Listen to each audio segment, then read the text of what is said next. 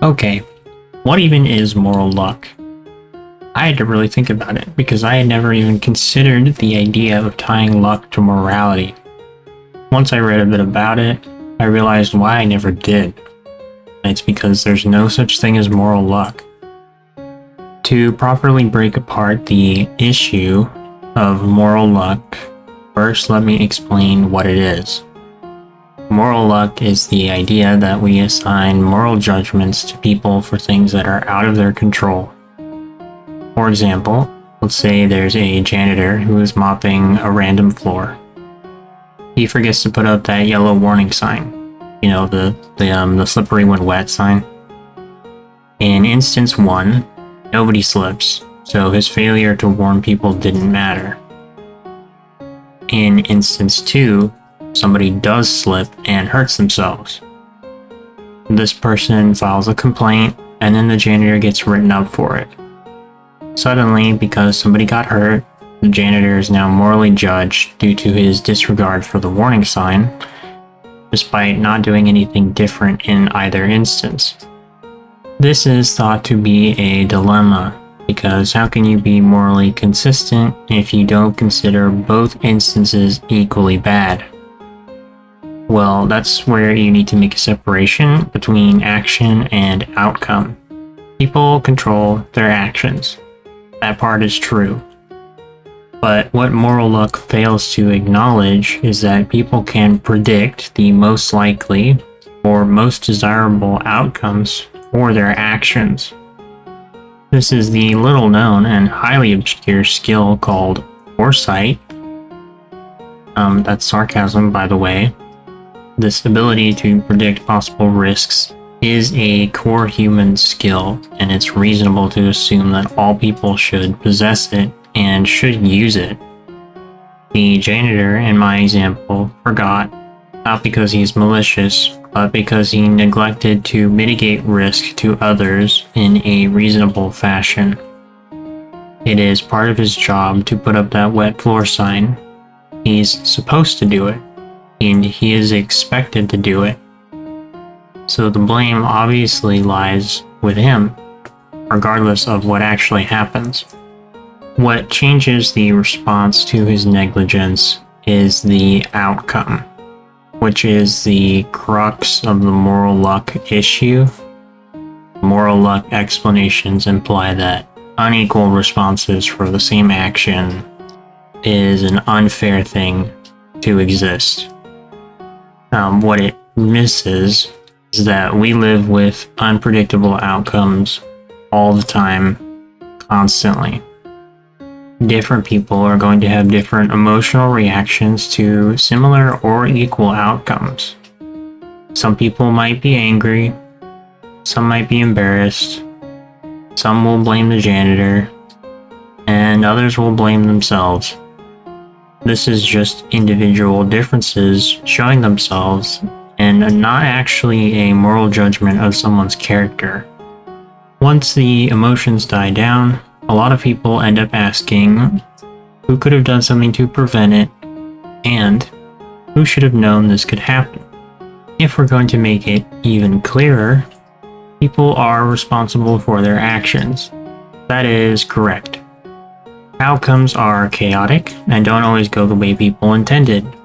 That is also correct. What's missing is that people are expected to understand common risks that certain actions carry with them. Everybody knows floors can be slippery when wet, so the janitor is at fault for something he could have reasonably prevented. If I'm walking in a suburban park and I kick a rock that lands on a buried mine, God forbid, which explodes and takes out an entire birthday party, should I be morally responsible for that?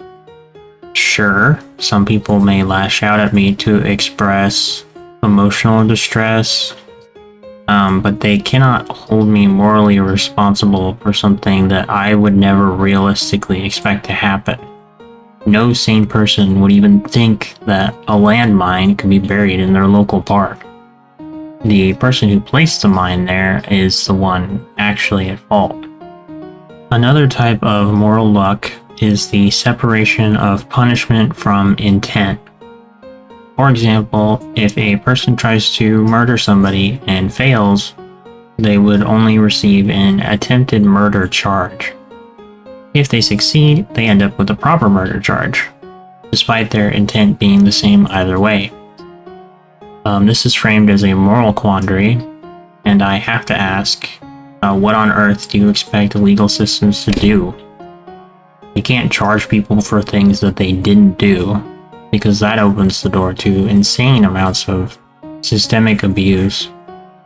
The intent is already carefully considered for serious offenses. That's why there is an attempted murder charge to begin with. It's the same for punishments. Punishing people for things they haven't done is a recipe for disaster. It's one of the most surefire ways to build resentment. The idea of working with outcomes in conjunction with intent is the best method of dealing with this so far, and I can't think of a better alternative. It's not perfectly implemented, but it is the most logical way to handle it as of right now. I would also like to clearly separate emotional responses from moral consequences. The worse the outcome, the stronger the emotional response from those involved, generally speaking. This is not new. This is very basic human psychology. If the person who slipped on the wet floor somehow dies, that's naturally going to be significantly worse than if they just bruised themselves. This is because tragedy highlights faults like literally nothing else in the minds of everyday people. You can think it's unfair because the janitor simply forgot, but that's what it means to be responsible. You are expected to mitigate predictable risks to others when you do anything, especially when it's your job. Every example of moral luck I've seen has either been about responsibility, like my janitor example, or about people grappling with complex realities that legal systems already have to deal with. There is nothing uniquely difficult about moral luck as far as I'm concerned. People are responsible for their actions and their ability to mitigate known risks. You can't see the internal experience of anybody but yourself, so you have to assume that everybody possesses the capacity to at least recognize obvious dangers. This is Human Survival 101, and to say I'm disappointed would be quite accurate. The only moral issue I saw while learning about this was the inability to understand what responsibility looks like.